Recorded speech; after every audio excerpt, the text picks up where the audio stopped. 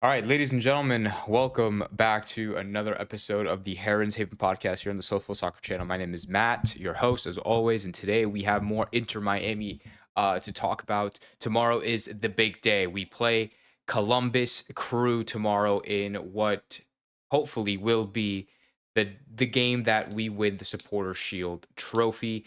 Um, we have a couple of things to talk about in this episode, in this preview. Not that many games left. Tomorrow, we play at 7:45 or 7:30. Normally how we usually do. We're going to talk about squad availability. We'll talk about players to watch. We'll talk a little bit about what happened last time against Charlotte. I guess like some things that I guess we didn't cover, and maybe we'll bring some stuff back. And we'll talk about potential lineups, who's back, who isn't back, and we'll do a final prediction at the end, roughly about 30 to 45 minutes, give or take. So, without further ado, let's just get straight into it. First off, we'll kind of talk a little bit about what happened last time out, right? I mean, I know I did a post game reaction and I seemed very, very upset and frustrated and very just down. Everything was just down. My mood was very down and low. Which, in all fairness, like in these last couple of games in that away stretch we had with those two games against Atlanta and NYCFC, and then now the home game against Charlotte, all of them resulted in ties. They weren't the results that we wanted, but now, like being a couple of days after the games, um, the new day, I'm feeling a lot better. By the way, without any sickness, it feels okay. Like everything's okay, everything's fine. Um, Even though, in my opinion, the performances still weren't acceptable and like we were still given this, we were displaying very average performances. At the end of the day, when you look at the bigger picture, everything's okay, and that's all that matters. So yes, we should have won the game last time, but it is what it is. We're moving on. Tomorrow we play Columbus away. We play at Ohio. Um, which should be a very interesting game, right? Because a fun fact about Columbus in these last couple of days, they have been playing a lot. They have been playing a lot of games recently, and so they're suffering from severe match congestion. As you can take a look here, Columbus, they played Orlando on the 21st. Then they played America in the Campeones Cup final where they lost on penalty kicks on the 25th. Then on the 29th, no, on the 28th, they played DC where they tied 2-2. And now today, 2 days later, they had 2 days to prepare for Inter Miami, which we have tomorrow. Um, so they've been suffering from pretty crazy match congestion, which no team really wants. Before that, they had a match on the 18th. So it's like they've been having back to back games for 5 games straight, which honestly is good news for us, right? Because even though we said that we had a pretty, I would say, a rough schedule, just to kind of um to make it's a little too dramatic, but we'll just say rough schedule for a lack of a better word. um Having playing the two away games back to back, we had like the 3 game home stretch, and now we have like the 3 game stretch again. We played on Saturday, we're playing now on Wednesday, and then Saturday again. um so 3 games in 1 week. They had like 5 or 6 games within just the span of like 2 or 3 days apart, which is crazy. So they definitely had it a lot worse, they meaning Columbus. And so I'm saying it's positive for us because they will be tired. Like we're going into tomorrow, even though yes, they are at home, they're going to be tired. When they played last time out against DC, they tied 2-2, right? They played essentially their strongest lineup, or yeah, no, essentially their strongest lineup. They had El Cucho, they had Diego Rossi, who played the full 90 minutes. Russell Rowe, they have Farsi, who came off at 89th minute. Darlington Nagme, who's been having kind of an on and off kind of season. They had Camacho here at the center back. There's the same goalkeeper, I'm pretty sure, Patrick Schultz. I think he's an international. Derek Jones off the bench. Yeah, so they've been essentially like Wilfred Nancy has essentially been playing their strongest 11, right? And as they should, and they still ended up tying with Benteke scoring both two of DC's goals, by the way, which is crazy. Um, but yeah, so that should look good on us because apparently now, like talking a little bit about us, Messi wasn't like 100% against Charlotte. So according to Javier Morales' interview with the press, he said that Messi was not 100% when he played against Charlotte, and he still ended up scoring, right? And still being, in what, in my opinion, probably one of the better players on the field, even though we had a pretty poor or average performance. Um, so I look at that and it's like, well, then we should be fine because Messi wasn't 100% against Charlotte and he still put 10 shots behind him. Like it's insane. And that's a stat that I didn't look up until just now. I'm literally on the game right now. Messi has a total of 10 shots out of the 21 that we had against Charlotte last time out. So that's looking good. That just shows you that even with not 100% Messi, and now that we don't have to worry about El Toto Aviles, who is suspended, and we don't have to really worry about maybe a hesitant or maybe a rough, patchy back line, I think our chances for tomorrow are pretty solid, in my opinion. So I have more confidence going into into the Columbus game now, knowing the information that we know with Columbus's game congestion. The fact they're most likely not going to be rotating players, which like Gucho and Rossi, they're most likely going to be playing the full 90 minutes, right? But they're going to be tired. Um, where we have essentially everybody available. Like this is probably the healthiest our lineup has been in a really long time. We still have David Martinez who's out. Noah Allen is back though, and Rojas will most likely start. Mike V is still on the Tata out train, which is kind of crazy. I mean, but hey, man. I mean, dude, Mike V, you should have been here for the post game reaction against Charlotte because I was hopping on your bandwagon. Like I was 100% on your train with the Tata out thing because I was so upset. I was so mad that I was 100% Tata out. So you should have been there on Saturday because that was or yeah, Saturday. Because it was a very short stream, but it was just me being super, super upset. But anyway, now talking about some players from last game, um, players like Gressel, players like Diego Gomez, players like maybe Cello, and Redondo maybe as well. They didn't have the best games. I think the biggest one is Gressel, and like shockingly enough, I thought Gomez didn't have like the best game ever.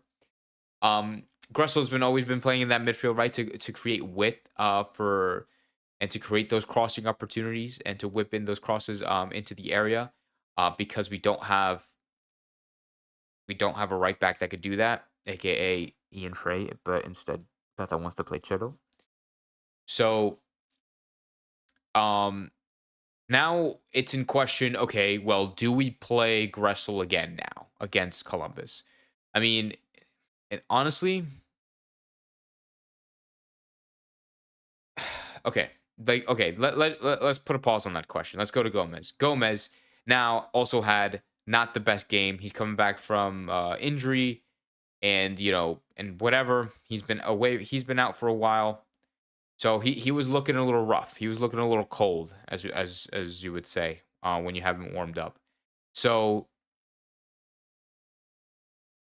when you play it's going to be it's not different like so it's now it's like well do you revert do you continue the 4-3-3 do you go to the three back now that you have Noah Allen now that you can play somebody like Rojas now having somebody like Rojas available in your squad do you play him instead of Gomez in my opinion I would say yes like I would 100% try to play Rojas in that at least in that left wing spot because I didn't mind honestly Diego Gomez in the left wing but last time out, it just didn't work. Him with Redondo, it just didn't work because the midfield was just completely lost. And I think that if you could probably move Gomez into the midfield and then put Rojas up top, I think it would probably work a lot better. Now, um, in my general opinion, right,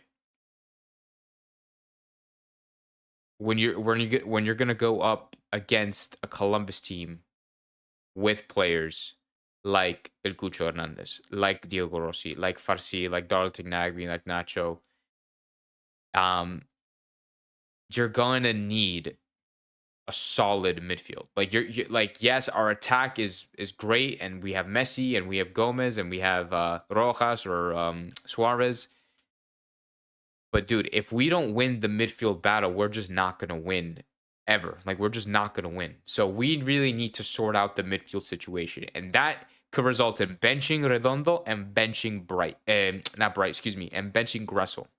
And we need to start either Bright and Sergio Busquets in that midfield, or Bright with Gomez, Bright with Benja, Bright with somebody else. Like Bright needs to be there. Bright has to be our CDM. But we just can't put Bright next to Redondo because Redondo, I feel like, is just always lost in the midfield. He's always, I feel like he's just normally lost. But I think with Busi there helping with his composure, with his awareness, with his vision, he's able to calm everybody down and direct and be more of a leader with the back line and with the midfield. And then he can progress the ball forward, even when we have the ball in our own defensive third. So, with that being said, I did make a graphic. Don't know if I'm going to pull it up. I mean, like, I still think that regardless, Gressel will start because of the fact that who else are we going to play to give us width? I mean, like, we could probably put Rojas in the right wing with, I mean, like, we'll put Messi there, but I feel like Messi in central areas will work a lot better. I don't know. If we go back, if we go to here, let me show you guys the graphic that I made. If we go to, I'm going to put this in full screen. If we go to this, oh, you guys can, that's great. I got to make this smaller. Yeah, if we go to this, move myself a little bit out of the way, and I'll move like this. If you go like this, right? We need to, I think this would probably give us the best bet in, you know, getting a result, right? With Noah Allen, Sergio Busquets being, like I said, like I always say, the pendulum of this team, kind of dictating the tempo, making progressive passes forward to Gomez or to Bright or to Jordi, who's up there, or to Gressel, or to even Ian Frey and Noah Allen, who can get further up and further wide. They can widen the field, and we can take full advantage of that. I think with Ian Frey and Noah Allen playing as like wide center backs, we could really, really do some damage. With Gressel, we could put Gressel that there on as like a right wing type of, you know, role. But I mean, I don't know.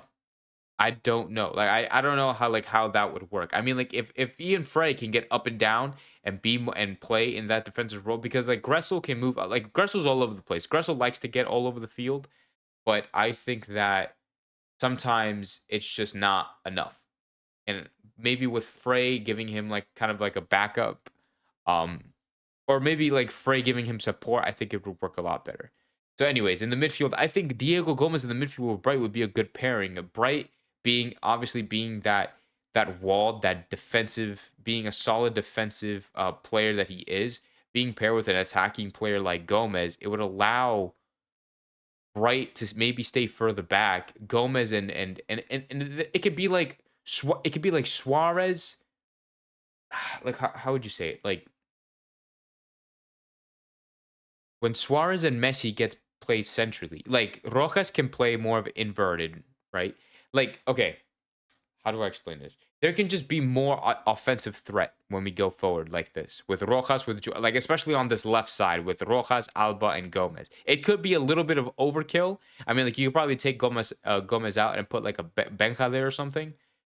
But genuinely, I think like this is like the move. I think this is the move with Messi, Suarez, and Rojas up top.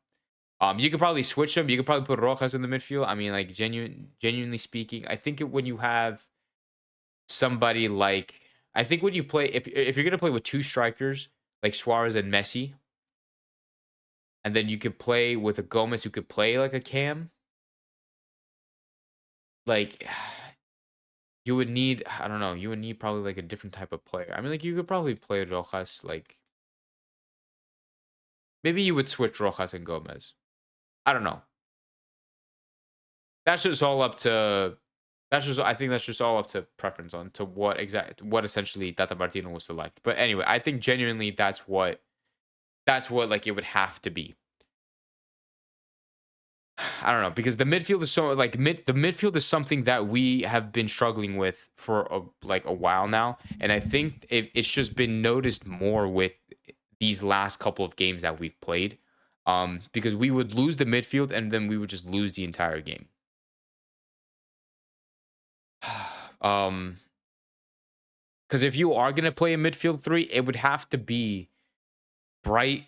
You could play Bright, Benja, and Ruiz, which I don't think played bad last time out. And then you could have Sergio Busquets at center back with Ian Frey, and then Chelo Wingant with Jordi at left back. And then play either Gomez or Rojas at left wing with Messi and Suarez up top. You could do that too. Ash coming in also saying Tata afuera. We still got playoffs, man. So depending on how the playoffs turn out, is how maybe I'll have an opinion on that. Maybe as of right now, I just don't have an opinion on whether keeping Tata or not. But what I can tell you is that this is the best Inter Miami team that we've seen. This is the best performing Inter Miami team that we've ever seen. When you compare, and Tata has said it in his press conference too. When you compare this team, yeah, we have Messi, Suarez, Jordi Alba, and Sergio Busquets, but this is a Miami team in first place, contending for Supporter Shield, contending to actually being one of the favorites to win MLS Cup, making runs in Leagues Cups, making runs in the CONCACAF Champions League, making runs in only having 4 losses this season compared to the previous seasons where last year we were the worst team in the league. The year before that, we barely made it to playoffs and we got knocked down in the first round in a baseball stadium. Like, you know what I'm saying? So it's like, this is the best Inter Miami team that we've seen. And so we have to be proud of where this team, or how far this team has come with the players that we have, because we are able to get good young players from here or from other countries, like from Argentina. Like we were able to get Frey and Noah Allen more opportunities. We were able to get Yannick Bright from the draft. We were able to sign a player like Diego Gomez and now sell him to Brighton. But you know, things like that. I wouldn't start slow Gressel in the midfield. Yeah, I was discussing on how we would put Gressel, how we could play Gressel if we need to play Gressel for tomorrow. I think that he could play, just not in the midfield. Like, he has to play a wider role and not get involved in because like if you play Gressel as a Metzala, I feel like it's not going to work. Or it's not that I feel like it's not going to work. It just hasn't been working. I feel like it's too much load on him. It's too like I just don't like. He has the work rate to run up and down the field and cover ground and get into those wider spaces and then cross the ball and cross the ball in. But I feel like it just hasn't been working. And so either he has to get benched or just switch it up. I have no idea. Tata out, Xabi in. That's kind of crazy. Xabi in wouldn't be probably a bad manager for these guys, but I mean, hey. But yeah, this Columbus game is going to be an interesting one. I mean, like I said, I have high hopes for it because of the fact that Columbus' schedule congestion has been pretty hectic. They've been playing a lot of games, you know, in the last couple weeks, and especially within the last few days, like within the last week. So they're going to be tired. We're going to be looking somewhat fresh. Messi's supposedly like 100% now. All of a sudden, like he wasn't 100% against Charlotte, but now he's 100%. Unfortunately, I don't know. I think at the end of the day, if we don't win this game,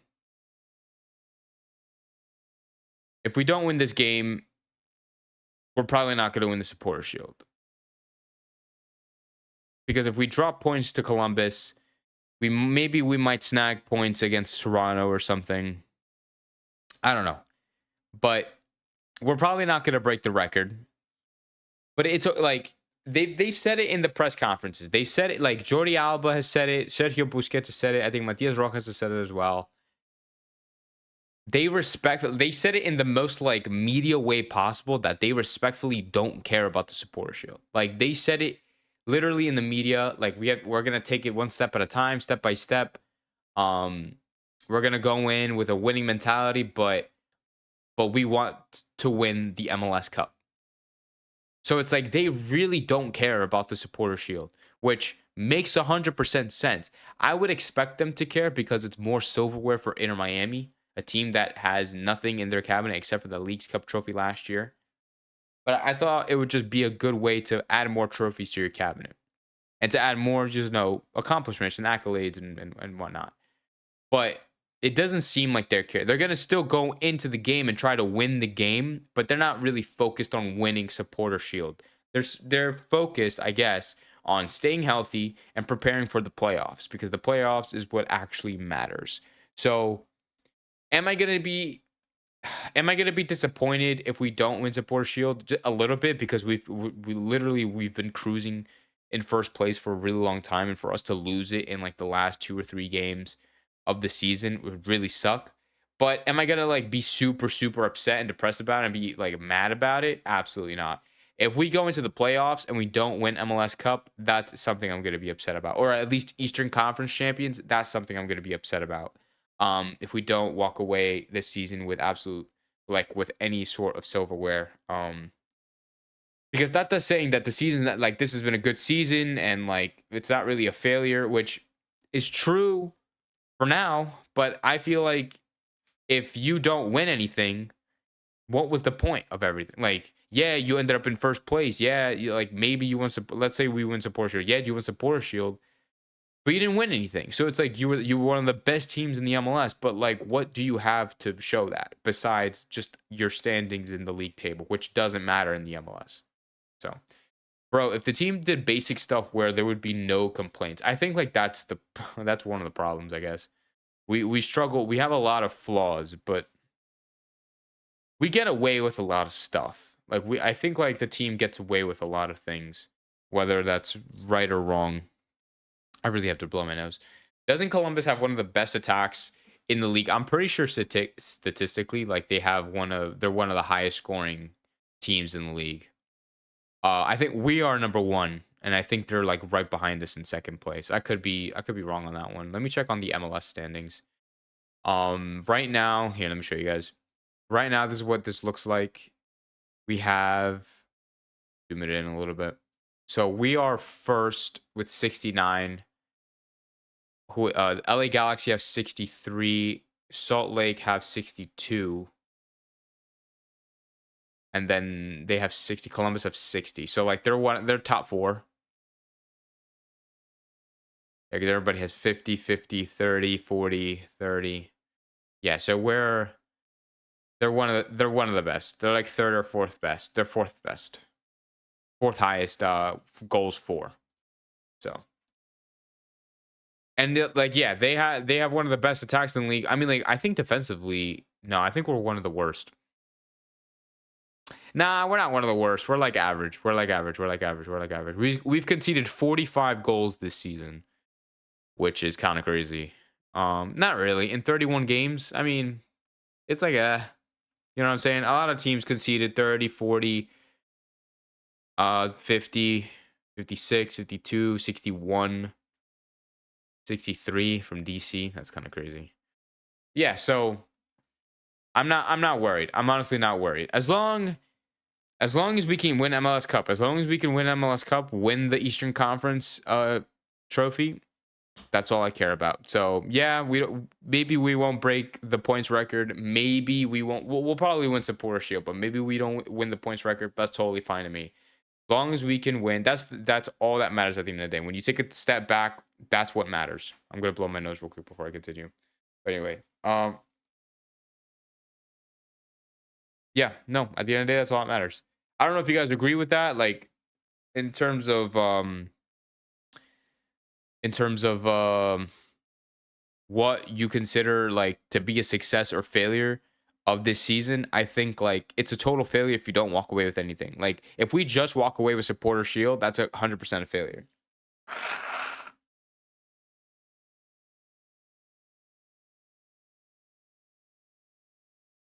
Anyway, sorry. I'm getting better with the sickness, by the way. So, maybe by tomorrow, I should be feeling a lot better. My throat definitely feels better. I still have sinuses and headaches from time to time, but we're all good. Anyway, um, let's see players to watch. Let me talk about the players to watch. Let me talk about the players to watch for Columbus, and then players to watch for us. Then we'll give a little bit of a prediction, and then we'll wrap it up. So players to watch for us or for them. Let's start with them. For Columbus, would probably be El Cucho Hernandez, right? I mean, like it's kind of obvious at that point. El Cucho Hernandez, he got a goal and an assist last time out against DC on this Saturday or that last Saturday. Now he is totaled 28 goal contributions on the season, 16 goals, 12 assists, which is insane. I'm pretty sure he is. I'm gonna check now, but I'm pretty sure he is one of the favorites to win. Is it the Golden Boot? Let me check. We go to stats. Let me show you guys this. So right now, Christian Benteke holds that with 21 goals. Let me make this a little smaller so you guys can see. With 21 goals.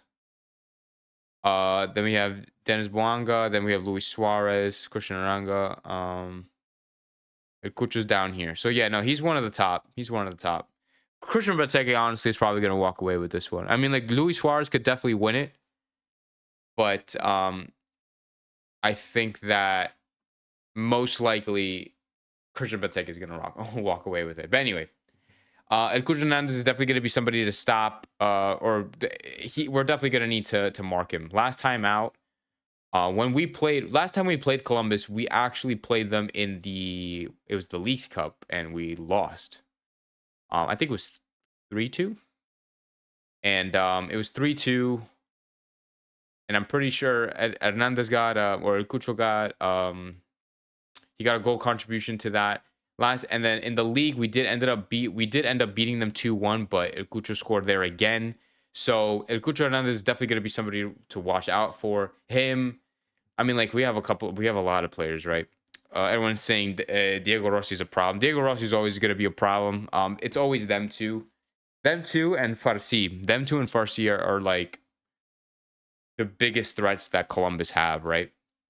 And when you have a really good coach in Nagby, like. What did I just say? In Nagby? No, when you have a good coach in Nancy, this is a very good Columbus team, and it's probably one of the best teams in the league, aside from Inter Miami, LA Galaxy, and maybe LAFC. So yeah, it's gonna be tough. And with the defense like ours, we're gonna struggle. I think we're gonna try to lock him down, right? We're gonna try our best to lock him down. But I mean, Crew is a more here. Mr. Spider Pig is here. He has an opinion. Crew is a more balanced team, lethal attacks, and the best defense. Not to mention Nancy has a higher soccer IQ than Tata. I can't argue with that last statement. More balanced team, lethal attacks, and the best defense. I don't know about the best defense, but is like I don't know about best defense. Is it do they actually have like one of the? Oh my god, they do have one of the better. Yeah, shit. So yeah, we might be screwed. I'm not gonna lie to you, Mr. Spider Pig. We might be screwed as Inter Miami fans, and as Inter Miami's club, we might be screwed here. I can't deny that Nancy is 100% a better manager than Tata. If we had Wilf Nancy as a manager, I think we would run away with the league in MLS Cup. But if we have timely substitution to keep legs, we can win, dude. Yeah, Ash. Yeah, but Tata doesn't fucking do that shit. Like he doesn't do that. He doesn't. I don't know. Like if Tata is having a good day, we're gonna win. And if Messi is 100%, then we're gonna win. And if Suarez is 100% and doesn't have the white hair or yellow hair curse, then we'll win. But it's just like it's stupid shit like that that we have to rely on to get a win, which is like it's dumb. It's absolutely dumb. Like we can't just win because we had a good game. Like we have to win because either either we're playing a worse team. Like I don't know, man. It's frustrating. I don't know. Predictions for this game, or no? Let me talk about. I mean, for us, I mean, it would have to be Messi, right? The player to watch would have to be Messi. I mean, like he scored against Charlotte, even though he wasn't having. Not that he was. No, actually, no. He was man of the match. I'm pretty sure of the game last time out against Charlotte. So he scored. He had like 10 shots last time out. He's gonna be somebody. And he was hyped when he scored last time. He did like the Iron Man celebration, which I thought was funny. And he was hyped. So you know that kind of hopefully that sparked something in him to want to do better. But Columbus Crew are definitely the favorites going into this game, especially because they're playing at home. And so this could end up in a Miami loss, which is something that I hope doesn't happen. But if it does, then I guess I wouldn't be too surprised. But at the same time, I would be because of the amount of games that Columbus has played. I think we should play a high line and leave 2 guys in the midfield guaranteed win. Who would you leave in the midfield though? Because I said it would be either Boosie and Bright, or you would put Bright with like Gomez or Rojas or something, or Benka. So I don't know, man.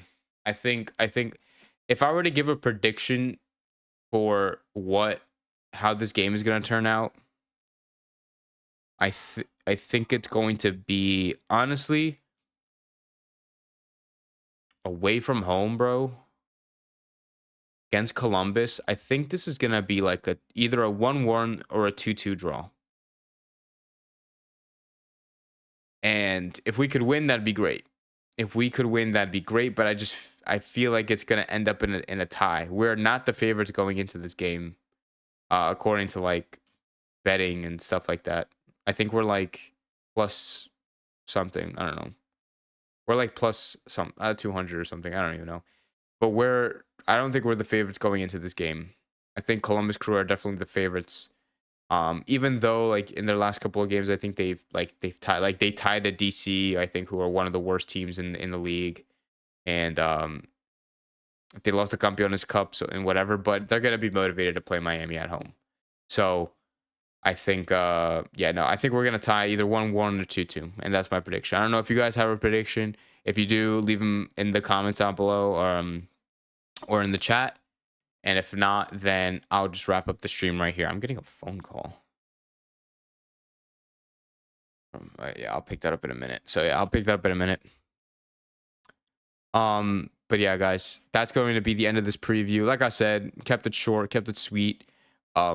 There's not really much at this point to go over, because we are approaching the end of the regular season, or more in preparation of just of playoffs and just making sure everybody is healthy and that we can maybe secure some points on the road this time. So we're playing tomorrow, 7:30 at Columbus, Ohio. We'll see. I'm predicting a draw. Inter Miami versus Columbus. We're hoping for the win so we can secure the supporter shield. If we don't, it's not the end of the world. As long as we do well in the playoffs, that's all that really matters. I appreciate you guys for watching. At 9 p.m., the Heron's Haven, or not the Heron's Haven, the Battered Herons are going to go on live. So make sure you stay tuned for that. They're going to probably talk a lot more about certain things.